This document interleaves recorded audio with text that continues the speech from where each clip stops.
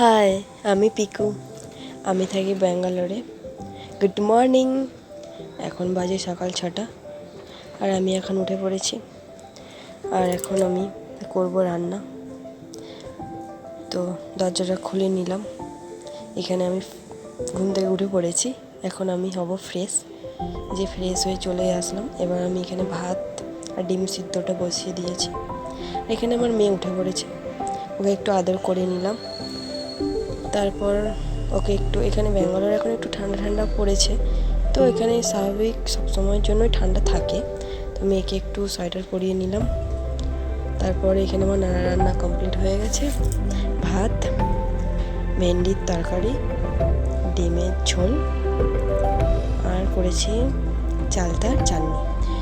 আর তারপরে আমার আলাদা কাজকর্মগুলো আমি করলাম। তারপর আমার মেয়ে এখানে খেলা করছে। ওর এখন 1 বছর বয়স। ও এখন একটু একটু হাঁটতে পারে, তাই ওই হাঁটছিল। তারপর এখানে একটু আমি স্নান করাচ্ছিলাম এখানে। তারপর ওকে খাওয়াবো, ঘুম পাড়াবো। আজকের মতো এই পর্যন্ত। Tata, bye bye.